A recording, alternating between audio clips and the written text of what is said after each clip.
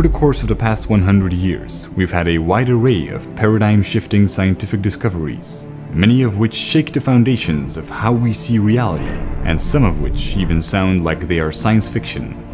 We know that matter is 99% empty space, and that quantum particles are zero-dimensional points. We can verify that time travel into the future is possible at high speeds.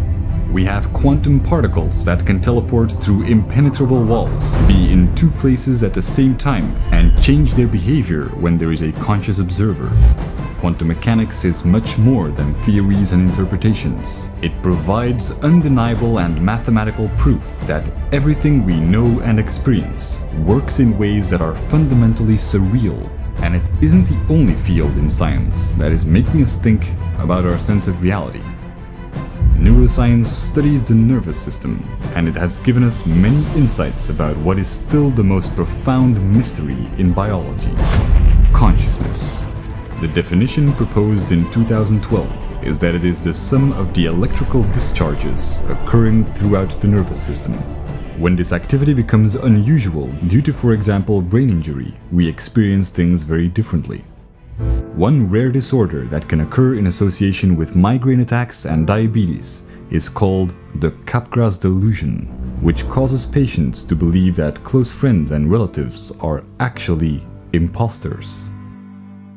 Even when patients who suffer this delusion seem to retain all their intellectual abilities, they will still insist and create elaborate rationalizations to explain how their family and friends have been replaced by frauds. Other disorders can cause patients to lose the ability to describe or perceive the right half of people's faces, but they will not be aware that they have this condition and instead come up with inaccurate descriptions that they believe to be correct. We traditionally and intuitively assume that our capacity for mathematical and rational thinking gives us the ability to make objective distinctions. And while it is certainly responsible for our incredible spectrum of intellectual and scientific progress, the same intellect that can lead us to groundbreaking discoveries can just as well get us caught in delusions. The underlying patterns of our consciousness define our entire perception of reality. It also seems that our consciousness works more like a digital clock than an analog one. Rather than a constant flow of experience, our experiences could be broken up in intervals or time quanta of 0.042 seconds, each of which make up one moment of consciousness. This is called quantization. It means that something can be broken up in small discrete building blocks.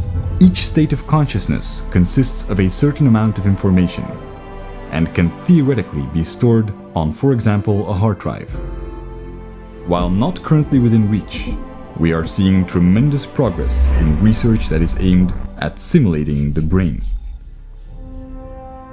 Some of the most reality-shattering discoveries of the past century haven't even been absorbed in mainstream culture yet. And what we have found in only the past decades is starting to point to an understanding of consciousness that will change the way we look at life and death.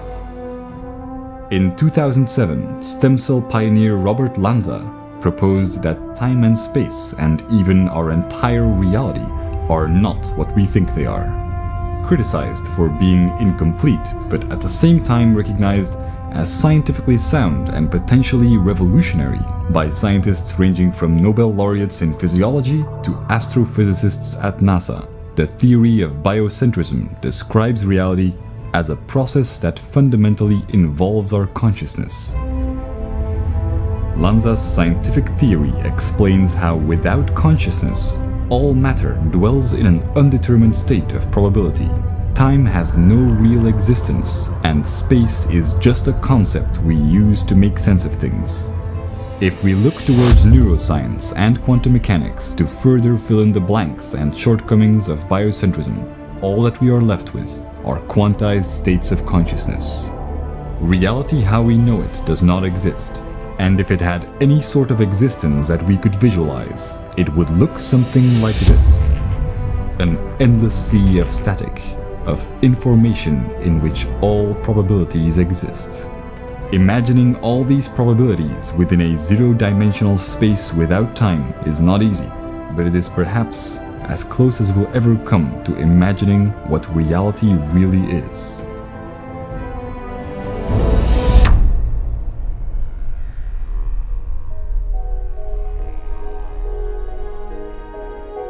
Every possible chunk of information exists, including the ones that perfectly describe the moments of consciousness that we experience from one moment to the next.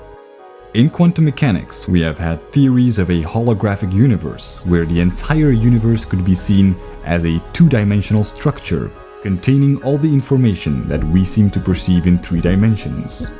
In a new model, all of existence is encoded in quantized moments of consciousness that contain all of our experiences.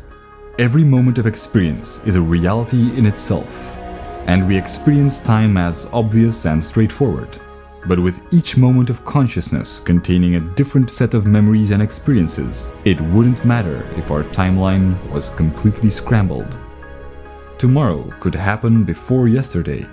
Our memories are dependent on the information encoded within each moment of consciousness, and can only tell us something about the reality we experience right now. Any perception of time or continuity is actually an illusion. This is one of the reasons why Robert Lanza's recent theory was considered to be a wake-up call by NASA's astrophysicist David Thompson. When we look at the Big Bang, or when we observe how quantum particles jump back and forth in time, we have the arrogance of assuming that time simply moves forward in a straight line, and we then go on to see these time anomalies as unusual and counterintuitive. But there is no indication that our perception and memories define the arrow of time. All of this seems to suggest that our reality would completely disintegrate, or at the very least, become highly inconsistent and random at any point. But the reason why we experience a rigid world with deeply structured laws of nature is because consistent patterns evolve according to mathematical principles.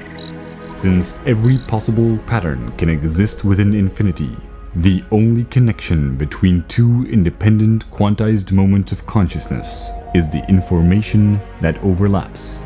Smaller or more compressed units are more common, and the laws that we are subject to naturally emerge and bring about our consistent reality as it is the most probable one.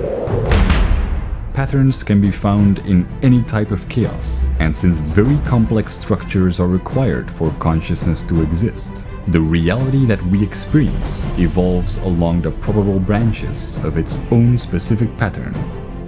If neural disorders such as Capgras syndrome have taught us anything, it's that we have an incredible ability to rationalize the oddities in our reality.